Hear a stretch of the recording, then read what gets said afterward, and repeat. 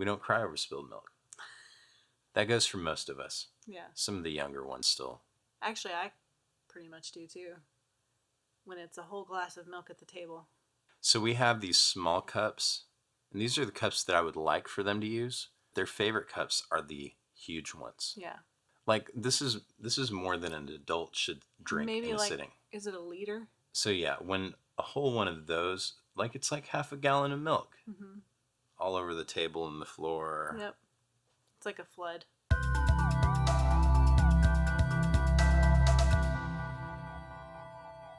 Hey guys, this is In the Boat with Ben, episode 2.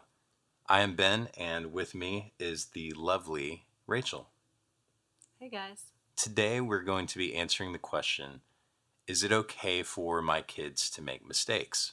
We're talking about things like when there's a situation that we could prevent, we could step in and intervene and keep them from making a mistake, but instead allowing them to. Is that okay? The answer to that question is no. No. No. You should do everything in your power as a parent to help your child be perfect and never make any mistakes whatsoever. We're talking about preventative measures, threats. You're going too far. I'm just kidding. Just kidding. Yeah, the correct answer is absolutely we want to allow our children to make mistakes. And so in this episode, we're going to go into a little bit of why it's important and how we can step into our role as guides and teachers when our children do make mistakes. Most of us would say this is a no-brainer. Yes, it's okay for our child to make mistakes. But there's some nuance in there. Sometimes we find ourselves in situations as parents where our child is about to make a mistake, or they're about to fail at something, or if they continue their course of action, they're going to experience some consequences. And we as parents have a natural tendency to want to protect our children from harmful things, from things that might hurt them. And so we intervene. And sometimes that's necessary, if it's a situation where they really could have physical harm, where the stakes are much higher, it's good for us to intervene. But in some cases, it's good for us to take a step back and let them go through that experience. So you were telling me... yeah, just tonight one of the boys wanted to pour his own milk, and we always let them do that because there are a lot of kids and everybody wants milk. Yeah, and I want to eat my food. Like I don't have time to walk around and pour everybody's milk for them. Yeah. But this boy has a tendency to overfill his cup, and he did that tonight. And rather than pour it for him or save him from that situation, we let him carry it to the table because, it makes a few messes, but there's a rule in our house that if you make a mess, then you're the one to clean it up. And so I think that's the slowest I've ever seen him walk. yeah. Holding that cup, trying to keep it from... Yeah. And there were still a few drops Mm-hmm. that he had to go back and clean up. But what that teaches him, number one, is that he can do hard things and recover from them. And number two, that he has the ability to do something empowering, like get something for himself. Yeah. And if he makes a mistake with that, then he can recover. Yeah, and that seems like a small, little insignificant thing. But if you think about the message that that's teaching him, it really is profound. And so that's just one little example. Certainly, throughout our parenting experience, there are examples that are like that seem kind of small and insignificant. And there are some that are much bigger, that have higher stakes. But it really is important, especially during a time when they're under our protection, in our home, within our reach, within our ability to help them clean up or pick up the pieces if they need us to, for them to go through those experiences. Because later on in life, when we're not as close, when they're not under our protection, it's going to be really important for them to have the skill of going through making mistakes, of going through failure and coming out okay on the other side. I think for some parents who might be a little more like me, I don't allow myself many mistakes without kind of beating myself up about it. Mm-hmm. And I think that as parents, we have to be able to allow ourselves mistakes before we can allow our kids to make mistakes. Yeah, sometimes that's the really hard thing. Because we're hard on ourselves, we tend to be that way with our children as well. Mm-hmm. And even if we're not that way with our children, they sense that we're hard on ourselves. Mm-hmm. And so when we're hard on ourselves, it kind of teaches them through demonstration that, oh, if I make a mistake or if I do something wrong, I need to, correct myself and beat myself up over it so I don't make that mistake again. And what we don't want is for our children to be afraid of making mistakes, for them to be afraid that it's going to take away their identity. And we're going to talk about that a little bit later on in the video. What's helpful is being honest about it with our kids and saying, you know what, I was kind of hard on myself for doing that, and it's okay to make mistakes because we can recover from them. So, kids, if you're watching, this is our 10th take of this episode. That's true.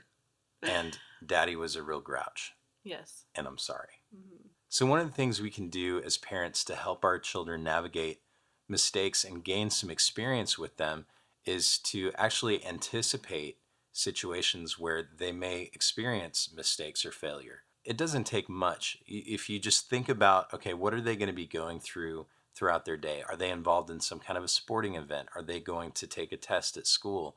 Are they going to be playing with their brother and having to share a toy or something? It could, like I said, range from something kind of small and insignificant to something large.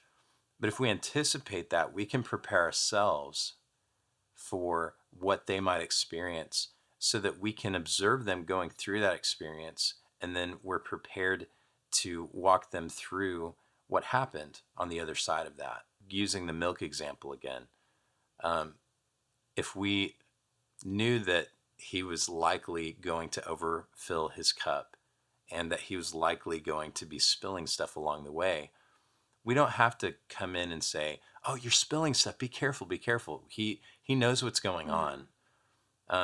So because we anticipate that, one, it puts us at ease. We get to just relax and not have an emotional response to what's happening to or because of our child.